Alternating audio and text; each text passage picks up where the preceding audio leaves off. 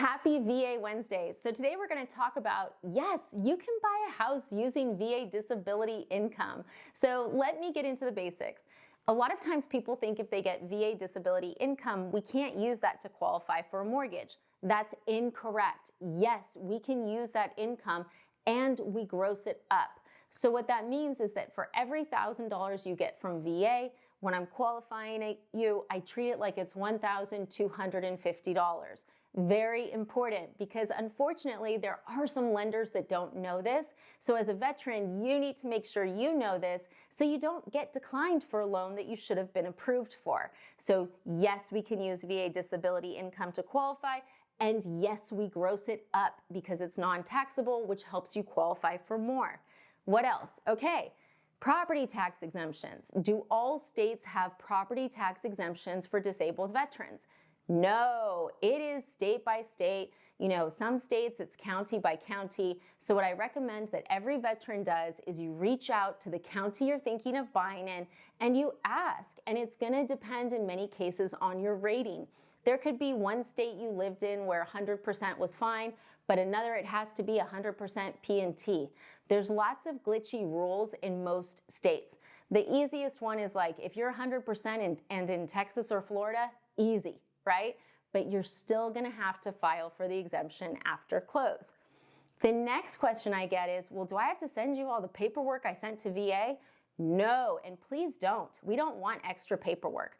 We can see from your certificate of eligibility how much you get from VA every single month, and that is what we're gonna use. Now, sometimes if you recently had your rating increased, the certificate of eligibility may not be updated yet.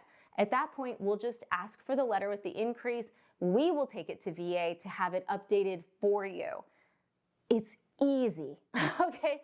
That's what I really want to convey in this video, because I don't know who's out there, right? Like there's some lenders like giving people nightmares, but they're like, we can't use it, we don't gross it up, you know, we don't do this. So like they're just negative Nellies. And the bottom line is, doing a home loan, from my perspective as a lender, if I'm just using VA disability income, it is the easiest loan I am gonna do. The documentation is literally your certificate of eligibility. Beyond easy, okay? So know that. Now, you may be like, well, wait a second, Jen, your team asked for my rating letter. The only time we're gonna ask for your rating letter is if you're in an area where they're gonna waive some level of property taxes. And the reason we do that, like let's use Texas as an example. So in Texas, if you're 100%, you don't pay property taxes. You have to file for the exemption with the county after close, but if you show us your rating letter so we can verify that, and then we have you sign a form that says you know that we're not collecting taxes on your behalf, and if there's a tax bill, you are responsible. Great. It makes it so that at closing, when you get your monthly payment, you're just gonna pay your principal and interest and your insurance. It also makes it so that when I qualify you, I'm not whacking you with those big taxes. And that's something to know as well, because there are lenders in the country where even if you are 100%, they are hitting you with those taxes. So really important that you're paying attention to that. Also really important to realize that being 100% does not mean in all states that you're exempt from taxes. It's actually far less states than you would ever expect. It's not a lot. So it's going to be important that you talk to your county about what exemptions you may be eligible for.